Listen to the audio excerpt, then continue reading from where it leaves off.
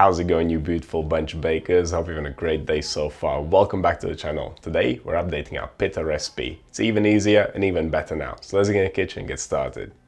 Pita was one of the first breads I ever made, and I imagine that many of you have tackled it already. The recipes for this type of bread are usually simple, and the methods of preparation are extremely easy and beginner friendly. One of the first recipe videos on this channel was for pita. Since then I had updated the recipe and turned it into a cold fermented dough, which improved the flavor and made it even easier. Lately, I've been converting all my old recipes to be made without kneading, and summer being here, I thought I might update the pita once more. Now we have the ultimate easy pita recipe. The formula has been altered slightly. I've increased the hydration and added a little bit of olive oil for richness. This is a 50-50 recipe, so we'll be using half white bread flour, half whole wheat bread flour. We'll also need some yeast, salt, olive oil and water.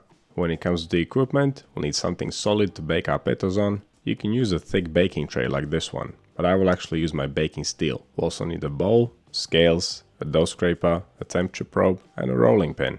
Right, let's begin. And it all starts with temperature control. My kitchen is around 24 degrees Celsius or 75 degrees Fahrenheit. I'm using water that's around 22 degrees Celsius or 72 degrees Fahrenheit. It will warm up by a couple of degrees as we mix the dough. Okay, grab a large bowl, combine the water, the yeast, the salt and the olive oil and give it all a good mix. You want to dissolve the salt completely and hydrate the yeast a little bit. Then add the flours, the white bread flour and whole wheat bread flour. Grab your dough scraper and mix it to a dough. We're aiming for a final dough temperature of around 24 degrees Celsius to 25 degrees Celsius or 75 degrees Fahrenheit to 77 degrees Fahrenheit. If your dough is slightly warmer, don't worry about it. But if it's cooler, you should leave it out for half an hour before dividing it and shaping it. The temperature of my dough was just about right, so I'm going to pop it in the fridge for 30 minutes instead. This is a cold fermented recipe, so I'm letting the dough cool down a little bit before I divide it and shape it. I've tried to make the process super easy, which means that after the 30 minutes of chilling, we can move on straight to weighing, dividing and final shaping the dough balls. Usually these steps would be taken after bulk fermentation, and more often than not I do the bulk fermentation in the fridge, as you may know. But this time we changed things up a little bit. After final shaping, the dough balls will go into the fridge and they will be cold proofed, which means that on the next day we'll be able to bake them straight from the fridge. And pita is such a forgiving bread that you can easily do the same process at room temperature. And I will show you exactly how to do that after we make these 4 pitas. There are 3 recipes in this video. If you are going to go with the room temperature fermentation, the dough will be slightly stickier and harder to handle. So if you don't feel confident, you can lower the hydration a little bit. Okay, let's get back to what I'm doing here. The dough's been divided, shaped, placed on a plate that's been rubbed with olive oil, and the dough ball's been covered in olive oil too. This will stop everything from sticking. Then I cover them and place them in the fridge for the cold proof, 18 to 24 hours.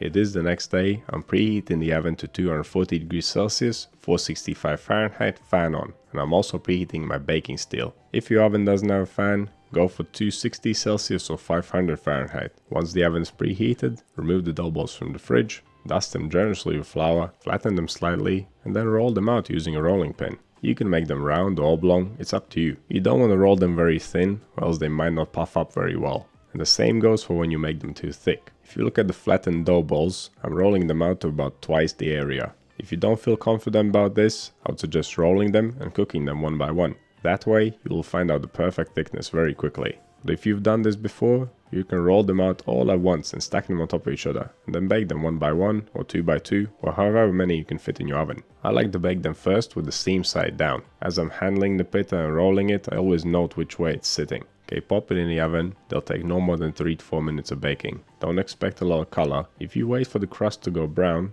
it'll be too dry by then. If you don't have a baking steel like mine, you can use a thick baking tray, like the one I showed you earlier. Of course, it needs to be preheated as well. So no matter what the baking surface is, the rolled out dough must go from your hand into the oven. Do not remove the tray to load it up with pitas. It may cool down too much. But there you have it, your soft, puffy, super easy pita recipe.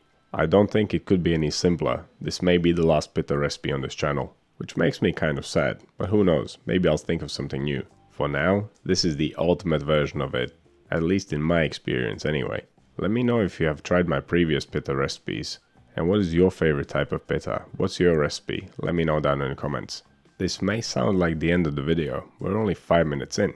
Like I said a couple minutes ago, there are 3 recipes here, and we only finished with this little pocket.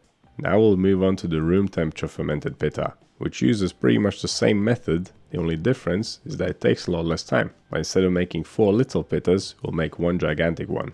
So get yourself a large bowl, combine all the ingredients, mix them to a dough, then cover up that dough and leave it to rest for 15 minutes. Because all the fermentation will be done at room temperature and thus it will ferment a lot more rapidly, I decided to cut the resting time down to 15 minutes, which is sufficient. We're not dividing this dough because we're just making 1 large pita, so it can be shaped right after resting. To save yourself from cleaning the table again, you can wet your hands with water and shape the dough up in the air. Just give it a fold by tucking the sides down and pushing them back up into the middle of the dough. Go around in a circle until the dough ball feels nice and tight, and that's the shaping done. Pour some oil on the plate, rub the dough ball in oil so it doesn't stick, cover the dough ball and leave it for the final proof, which will be very quick at around 45 to 60 minutes. Once the dough has doubled in size, it's ready.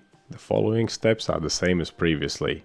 Dust the dough with flour generously and roll it out. The thickness should be about the same as for the small pita. When it comes to size, the double the area rule is not going to work here. We need to roll the dough ball quite a bit larger. Imagine 4 pitas fused together. This is far from an exact science, of course. Okay, once this big boy is ready, get it in the oven. Be careful when you lay it in there and don't hesitate. Rest it on the palm of your hand and then turn it over in one smooth move. The baking time will pretty much be the same, 3 to 4 minutes. And once it's all puffed up and has a little bit of color, it's ready. And there you have it. That's how you make a gigantic pita. I have no idea what you would do with this, but it is pretty cool.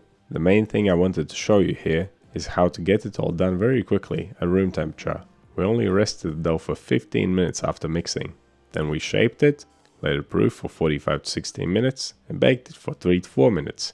So going from raw ingredients to the finished product could take just about an hour. I will always prefer the cold fermented one though. It turns out slightly chewier, tastier and it's easier to handle. And even though it spends the night in the fridge, it doesn't take any more time to make it. It doesn't take any effort to plan ahead. Okay, let's move on to the final recipe. Again, the process is exactly the same, whether you ferment it in the fridge or at room temperature. The only difference from the original recipe is that I use 100% whole wheat flour here and I gave it a round shape. I just wanted to show you that we can go 100% whole wheat when making pita and without adjusting anything else in the recipe. You could of course increase the hydration, use some different type of flour in the mix. Like I said, pita is very forgiving, like most flatbreads. And speaking of other types of flatbreads, I have a whole playlist of flatbread recipes. So if you are into these kind of bakes, head over there after watching this video. And don't forget to subscribe to the channel if you haven't already. I post 2 videos per week, so you will never run out of things to bake. But that is all I have for you today. Thank you so much for watching, and I'll see you in the next one.